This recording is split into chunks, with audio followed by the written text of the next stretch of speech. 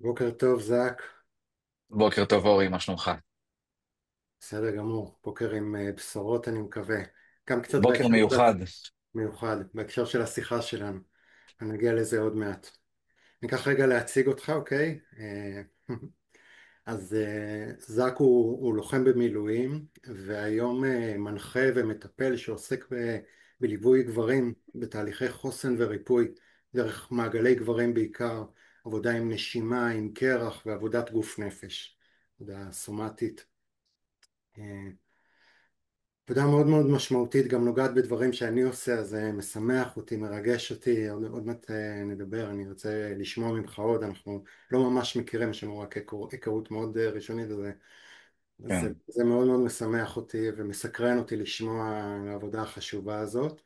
אני אגיד רגע, קודם כל, שלי קוראים אורי אשכנזי, אני גם בתחום הטיפול, גם עובד בנושאים של גבריות, והשיחה שלנו היא חלק מפרויקט שנקרא סיפור 555, שזה שרשרת ראיונות עם גברים, שבה כל גבר מרואיין ואז מראיין, סביב שאלות של גבריות, משמעות, חיבור לנושאים האלה.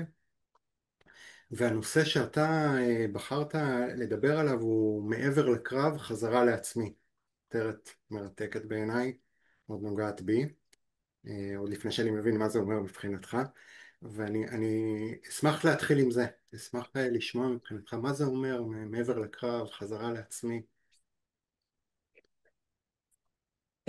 אז היי, בוקר טוב, תודה, כיף לראות אותך. אה, מעבר לקרב, חזרה לעצמי, זה בעיניי דבר שהוא חברתי בכלל. אפשר תמיד להיכנס פנימה לתוך חוויות לחימה של האינדיבידואל, וכמה זה קשה לחזור הביתה, ואני יכול לדבר על זה שעות גם כן, על המילואימניק שמנחית מסוקים בשטח לחימה פעיל, ואחר כך שהוא חוזר הביתה, ואשתו אומרת לו, תוריד את הזבל, אז מה את רוצה? מה הקשר? יש ממש נתק בין שני סוגי מציאות שאדם חי. אבל כחברה אנחנו חיים בשדה קרב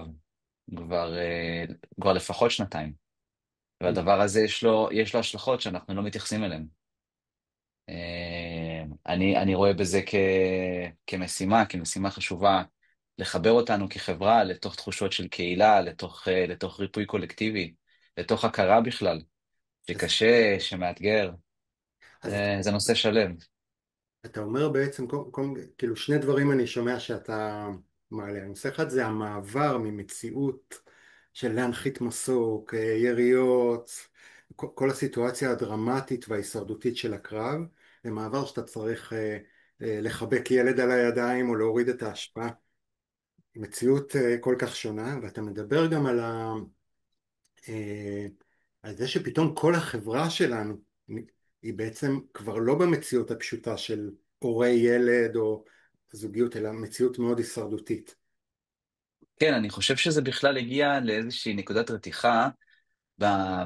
באזור המתקפה האיראנית, בתוך המלחמה, זה גם מה שאני שומע מהמון אנשים, שפתאום כולם הבינו, טוב, אזעקות, בסדר, הבנו, אנחנו מכירים כבר, מה קורה לי כשאני שומע אזעקה? כן. הדופק עולה, הנשימה קצרה, יש לי צמרמורת בעורף, אני נלחץ, אני פה, אני שם, אני אפאתי, אבל יש לנו תגובות לזה. אה, ובאזור המתקפה האיראנית, אני חושב שכחברה, כשבעצם נפל פה הטיל הראשון, בפגיעה הראשונה כולנו הבנו זה אמיתי ואני בסכנת חיים. אה, וכחברה הבנו שאנחנו יכולים למות, ואני חושב שיש לזה השלכות. יכולים למות כמו הפרט או החברה. כמו הפרט, החיים שלי בסכנה, אני בסכנת חיים. כל אחד מאיתנו, לא משנה אם הוא גר בתל אביב, לא משנה בחיפה איפה או אתה, בעוטף, כן, אתה מתמודד עם חוויה הישרדותית. פתאום החוויה של הקרב, של הלוחם בשדה הקרב, הגיעה אלינו הביתה. לגמרי. לילדים, להורים, לסבא והסבתא, לכולם. ברמה כזאת או אחרת כולם חוו את זה, אני מאמין. כן, ואז מעניין אותי שבחרת את המילים בחזרה לעצמי. כן. זה מה יש בסוף, זה מה נשאר. העולם בחוץ הוא יהיה מה שהוא יהיה. יש לי מורה שאני מאוד אוהב, גילי שלג, והוא תמיד אומר שעולם כתיקונו נוהג. זאת אומרת, כל מה שהיה הוא מה שיהיה, היו מלחמות, היו דברים קשים, ויהיו דברים קשים, וזה מה שנקרא ככה הסיבוב של הכדור, ואנחנו בעקומה של הגל הפחות נעימה. אבל כן, כלומר, אם אני מבין אותך נכון, אתה, במילים בחזרה לעצמי, זה כמו כבר הכלי להתמודד עם המציאות המטורפת הזאת. לגמרי, לגמרי. וגם להבין שיש פה השלכות שאנחנו,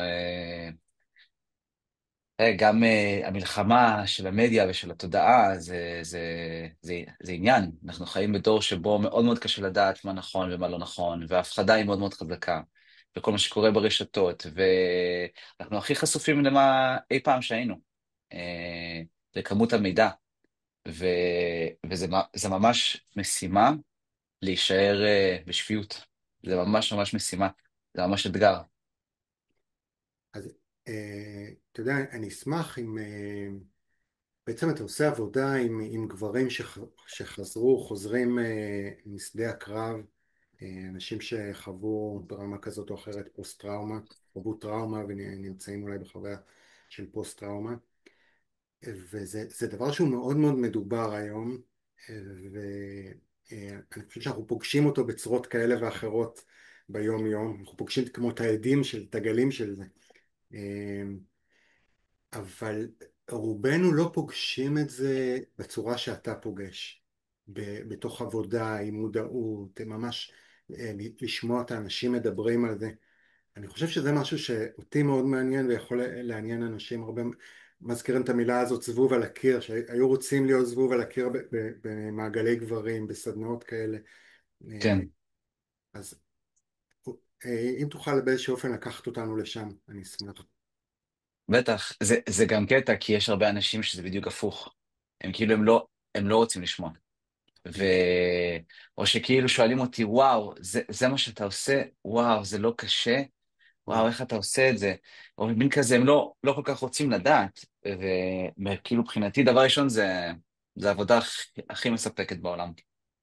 אה, יש שם רגעים של אור, של לראות גבר שחוזר לנשום אחרי שהוא לא נושם שנה. או לשמוע מישהו חווה איזושהי הקלה, כשהוא נמצא בדחק, כשהוא נמצא במערכת עצבית דרוכה מאוד, לאורך של שנה, שנה וחצי, זה רגעים מרפאים מאוד. ובכלל לפגוש את החברה על כל גווניה, לפגוש את כל האנשים האלה, שבעצם זה הכור ההיתוך של הצבא.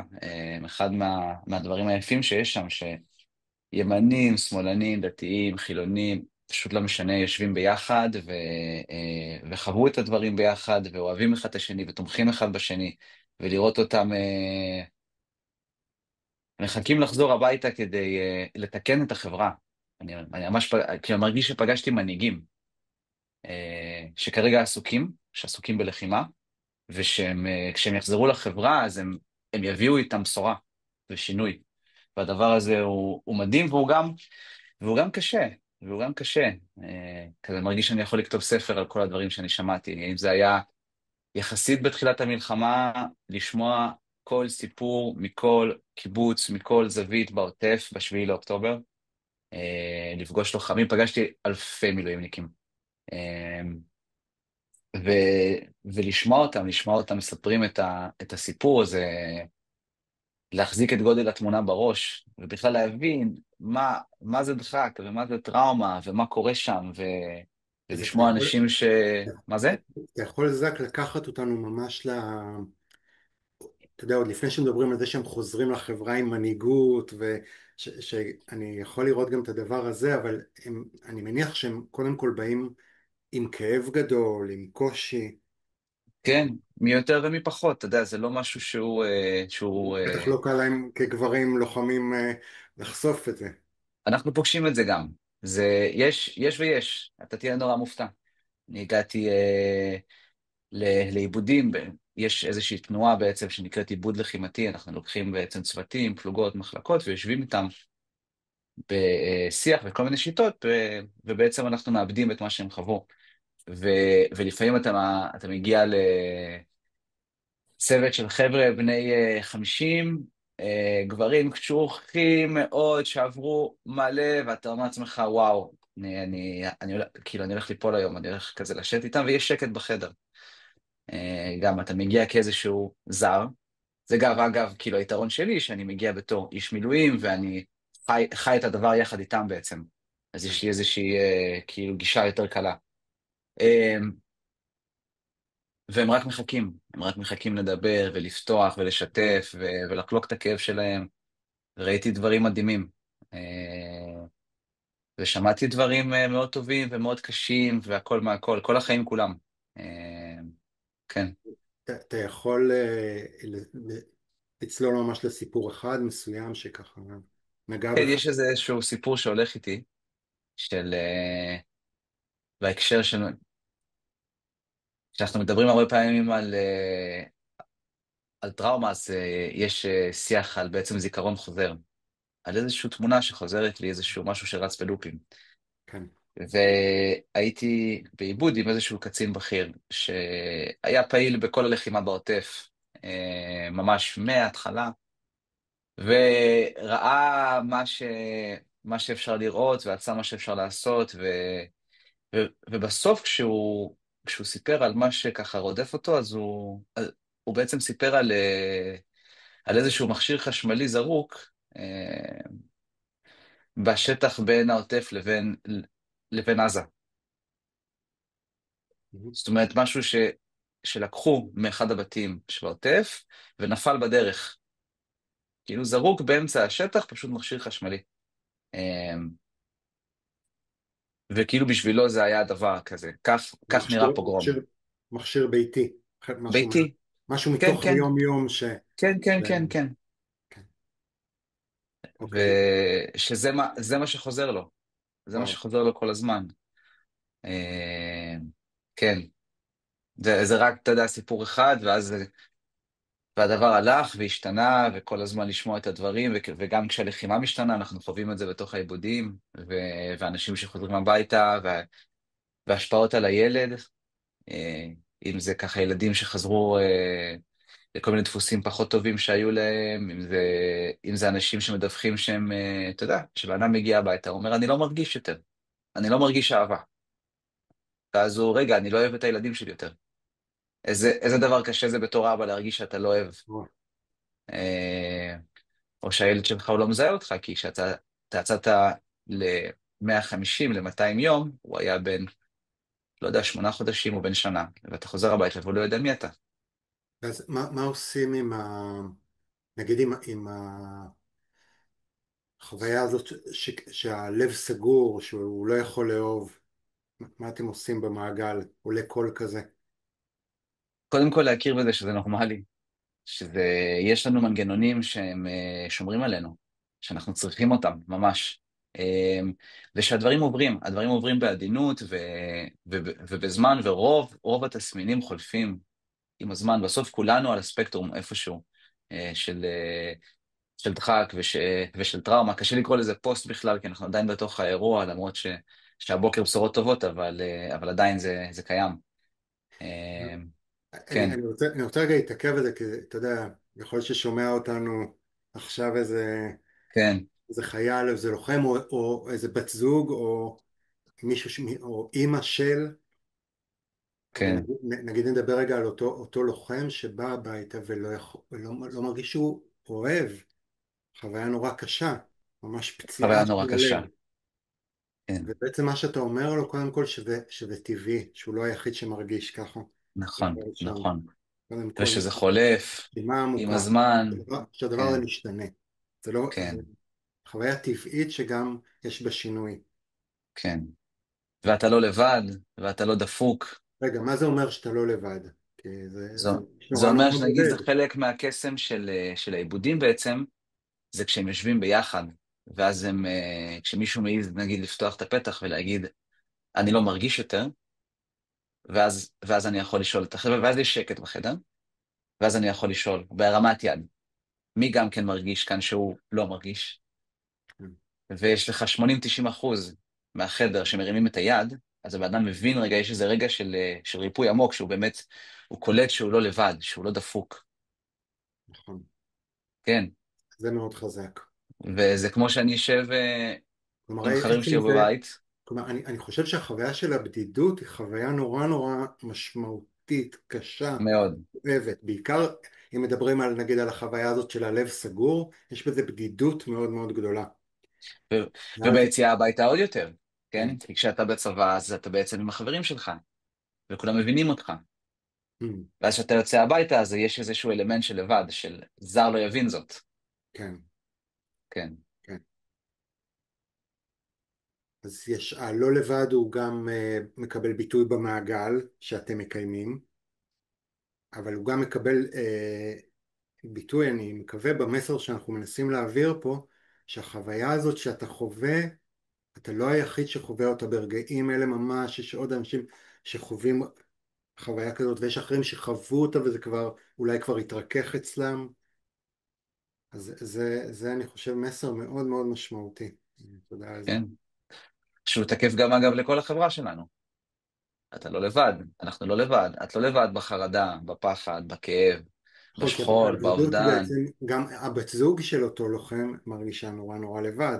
היא, לגמרי. היא הרגישה לבד כשהוא היה שם שבועות וחודשים ארוכים, ולמרבה הזעזוע היא מרגישה לבד גם כשהוא חוזר.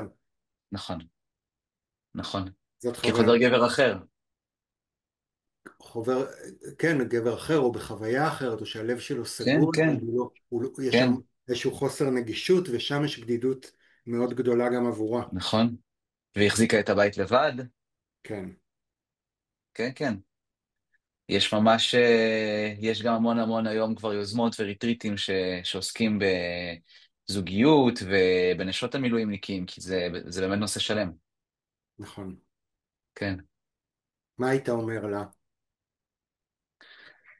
לאט לאט. אם החזקת עד עכשיו, אז רק עוד קצת. לאט לאט. זה לוקח זמן לחזור הביתה, זה לוקח זמן לחזור לעצמי, זה לוקח זמן, זה לוקח זמן ממש. הפער הוא בלתי נתפס. הפער בין מישהו שסחב פצועים בלחימה וחוזר לעבודה שלו לשבת על המחשב, על המקלדת, הפער במערכת העצבית, בנפש, הוא בלתי נתפס, הוא בלתי נתפס. המערכת דרוכה, היא למעלה, למעלה, למעלה, כל הזמן. חלק ממש, מהעבודה שאנחנו עושים זה בעצם עבודת ויסות, לווסת את המערכת העצבית גם כן, בכל מיני דרכים, אם זה קרח, אם זה נשימה, אם זה שיח, אם זה טיפול, אם זה טבע, אם זה... יש אין סוף דרכים לעשות את זה. אבל זה חלק מכאילו העניין, כי הבן אדם דרוך. הוא נכון, חוזר הביתה דרוך, ואז הוא גם קצר, הפתיל קצר, ואין לי סבלנות, ואני צועק ואני כועס. כן. ואולי כן, הצעד הראשון, או הכלי הראשון שאתה כבר נותן פה בשיחה, זה קודם כל הכרה במקום שבו אני נמצא, הבנה של מה קורה איתי, וגם הבנה שזה לוקח זמן. כן, לתת לזה כן, את הזמן, ככה עם נשימה עמוקה. זה כבר כלי שנותן איזשהו מרחב ראשוני, זה לא טיפול. לגמרי, לגמרי. כן, כן, זה הרבה מתוך העבודה שאנחנו עושים איתם, זה לחזור הביתה. נגיד, אחד מהדברים שאני הכי אוהב זה הריטריטים של הלוחמים, שבעצם אתה מקבל איתם 3 ימים שאפשר לעשות איתם עבודה. ממש 3 ימים ארוכים ומלאים, שבן אדם אפשר רגע לווסת קצת את המערכת העצבית, ושהוא יכול לחזור הביתה טיפה יותר שלם, וכאילו, עם איזו נשימה טיפה יותר עמוקה, ועם איזה רוך טיפה יותר טוב, וזה מאוד משמעותי, הפידבקים שאנחנו מקבלים מדהימים. כן. כן, מעניין אותי לשאול אותך, זק, אם יש לך סיפור לספר, שיתוף נוסף, שנגע בך באופן אישי בצורה כזו או אחרת. אמרת קודם, זה היה מאוד מעניין שדיברת על ריפוי, אבל אם הבנתי נכון את מה שאמרת, זה שאתה עובר ריפוי. כלומר, אנחנו כמטפלים או כמי שעוטפים את הלוחמים, אנחנו בעצמנו עוברים ריפוי. כן, ואם יש לך סיפור או שיתוף כזה, שנגע בך באיזשהו אופן. יש לי, כן. אני גם צריך להיזהר כזה עם כל מה שאני אומר, בגלל שזה דברים חסויים, אז אני כל הזמן חושב טיפה יותר. נכון, אז אה, כן, בתחילת המלחמה יחסית, נפגשתי עם קרובי משפחה כולם גברים, צעירים, היינו ארבעה. זה היה יחסית קרוב עדיין לאזור תחילת המלחמה, לאזור השביעי באוקטובר, ונפגשנו, ובלי איזשהו תכנון, אבל היה לנו ברור שרגע אנחנו צריכים גם כן לדבר, גם כן לנשום, וגם כן לעשות בעצם חשיפה לקור טבילת קרח. ועשינו את שלושת הדברים האלה ביחד, ואז ראינו כמה זה היה משמעותי. כמה זה היה לנו משמעותי, ואז שם לי זה היה נורא ברור שזה הדבר שאני עושה עכשיו. שזה הדבר שעכשיו אני עושה, שזה לעבוד עם גברים, לעבוד עם לוחמים, בכלים שיש לי, זאת המשימה. זאת אומרת שלפני שנתת את זה לאחרים, הייתה איזו חוויה אולי ספונטנית של לגמרי. לא לראות, מכוונת. כן, ולראות כן, כמה זה מיטיב עם הנפש, כן, לעשות מקום ולהבין, כן. חוויה של הגוף נפש בעצם, כן, של הביחד, של לעשות את זה ביחד. כן, של גם לראות שלא רק לי קשה, mm, כן, שזה משפיע על כולם. כן. Mm.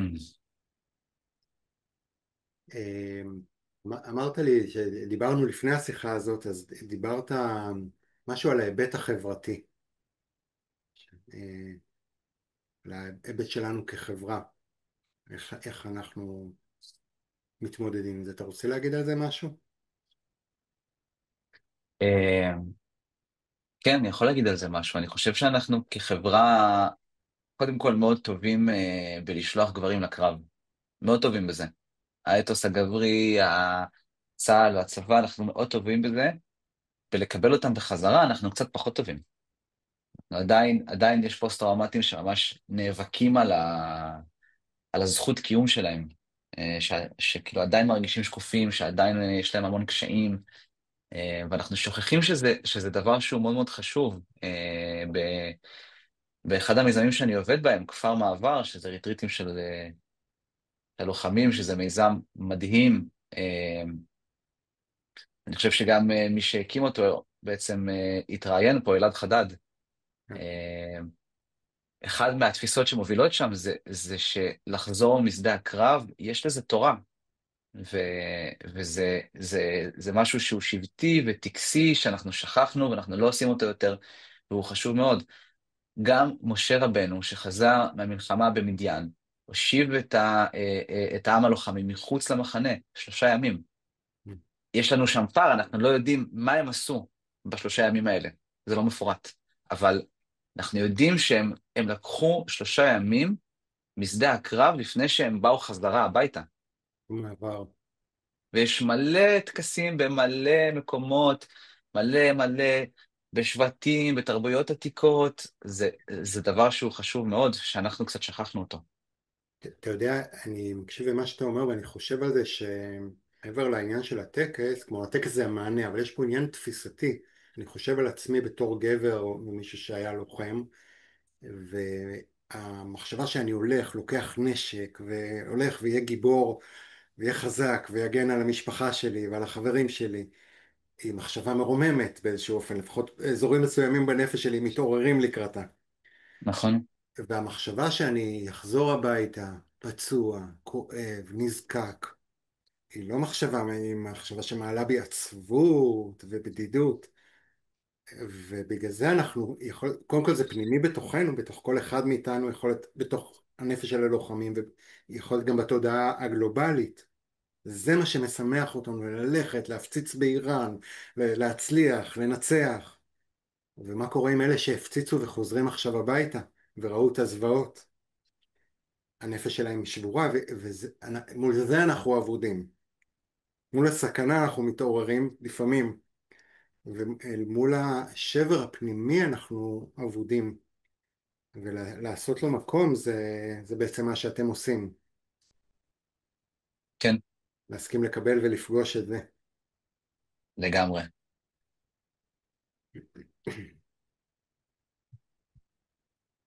כן, וואו, זה חזק לחשוב על זה ככה. אנחנו קצת, אולי זה הפן השני בעצם של החברתי, שכחברה אנחנו קצת איבדנו את התחושה של הכפר ושל השבט. אה, שזה, הכפר והשבט תמיד עובד ביחד. האבל הוא ביחד, השכול הוא ביחד. בשבט הדגרה באפריקה, טקס אבל והודיה עושים ביחד. כל הכפר, כל השבט, הם עושים את הדברים האלה ביחד כל הזמן. אתה לא לבד שם. ואנחנו קצת, למרות שביהדות יש לנו את השבעה ואת השלושים ואת השנה, עדיין יש איזשהו משהו שבטי שהלך לאיבוד. אה, והדבר הזה הוא מאוד מאוד חשוב, בעיקר בתוך זמנים קשים, לא רק, גם בתוך זמנים טובים, אבל גם בתוך זמנים קשים. וגם שם אני חושב שכחברה, ואני פוגש את זה הרבה, זה אנחנו קצת סגורים בתוך עצמנו. ובתוך שנתיים של מלחמה, אין אחת שלא קשה להם. אין אחת שלא קשה להם. כולם קשה להם, כולם חווים את זה ברמה כזאת או אחרת. זה משפיע עלינו, זה חזק, זה גדול מאיתנו. ו, ואנחנו חייבים להשתמש בכלי הזה של להתמודד עם זה ביחד, כן, של להחזיק את זה ביחד בכלל. כן, אה, כן, יש המון המון דיבורים על בעצם עבודת עיבוד לאזרחים. כן, כחברה, אנחנו כבר שנים מדברים על זה, יש כל מיני כאלה אמרות שישראל היא חברה פוסט-טראומטית, כבר שנים ארוכות מדברים על זה. כן, מרוב מלחמות ומרוב אזעקות וסיבוב כזה בעזה וסבב כזה וכזה וכזה. היום אני חושב שזה ממש כאילו אנחנו כבר לא ניתן להגיד כן, אבל בסדר, בוא נלך לבית קפה. כן. זה כבר ממש להחליק את זה. בולט. כן, כן, אי ממש, אפשר להחליק את זה יותר. אי אפשר יותר להחליק את זה, זהו. אולי זה גם אני אומר את זה בכאילו צורה זהירה, אולי זה גם אחד המתנות של המלחמה, כן, שהיא חושפת לנו את כל הפצעים שלנו, והיא אומרת לנו, תסתכלו, הפצעים הנפשיים, החברתיים, האישיים, יש, וזה חושף אותם וזה נוגע בהם, ואנחנו צריכים להתחיל לעבוד. אי אפשר לשחק אותה כאילו אין הכל טוב. לא, אנחנו צריכים לעבוד. אנחנו צריכים כחברה להתעורר ולהתחיל לעבוד ביחד על כל הדברים האלה. אם זה בהנהגה שלנו, אם זה בהובלה שלנו, אם זה באיך שאנחנו מתייחסים אחד לשני. אה, כן, זק, אנחנו ככה ממש כבר לקראת סוף השיחה שלנו. כן. אמ, אולי יש לך סיפור אחד קצר שאתה רוצה לשתף של שינוי. Mm. אני חושב רגע עוד פעם, רק מתוך החיסיון של מה שאני יכול להגיד. תראה אם יש משהו שמרגיש לך נכון להגיד, זה בסדר. כן, יש אחד הכלים שאני עובד איתם זה בעצם אמבטיות קרח, שזה כלי שהוא מדהים, כי הוא בעצם מפגיש אותנו עם כשאני נכנס לתוך אמבטיית קרח, בעצם הדופק עולה והדם זורם מהר וכן הלאה. והרבה פעמים אם אני מאוד פוסט-טראומטי, אז אני בעצם יכול לפגוש את האירוע שלי מחדש. כי זה בעצם כניסה לאירוע בתוך תנאי מעבדה, שזה אמבטיית קרח הזאת. היה איזשהו רגע אחד שנכנס גבר פוסט-טראומטי לתוך האמבטית קרח. וזה לקח המון זמן כמובן, כן נכנס, לא נכנס, שם רגל, שם יד, כן יכול, לא יכול. שם לפני שאני בכלל מעז רגע להיכנס, יש שם מלא שקורה, שהוא גם, שהוא קסם בפני עצמו. והוא נכנס, והוא מוקף בחברים שלו, בצוות שלו, ומאוד מאוד קשה לו. והוא עושה שם תהליך עם עצמו, ואני מלווה אותו בתוך התהליך הזה, ואני קצת מדבר, קצת שואלים שאלות. ו... ואז הוא אומר משהו בסגנון של בעצם עשיתי מה שיכולתי. עשיתי מה שיכלתי. לא יכלתי לעשות אחרת. Mm, כן, והוא בוכה, וכולנו בוכים איתו, וזה רגע מרפא מאוד. מאוד. כן, הבנה של המגבלות ושהוא עשה את מה שהוא יכול באותו רגע. כן, משהו בחוויה של הכניסה למים הקרים עם האנשים מסביבו הביא אותו להכרה הזאת. כן, חזק ומרגש. כן. וואו, זק, לי הייתה שיחה ממש מעניינת. תודה, אה, אורי, גם לי. גם נתנה רגע הצצה אל הכאב והקושי המטורף שאנחנו מתמודדים איתו, אבל גם נתנה לי אופטימיות. לראות את העבודה שאתה עושה ואת הדברים לשמוע הצצות קטנות לתוך מה שקורה שם. אז ממש תודה לך. יש מה להיות אופטימיים. טוב, אני אומר את זה תמיד, יש מה להיות אופטימיים. אני מרגיש שעמוד השדרה של החברה, היא- רגע יצאו לקרב, ו, והם חוזרים ובגדול, וזה ייקח זמן, אבל השינוי בדרך, אני ממש מאמין בזה. תודה לך. Yes. Yes.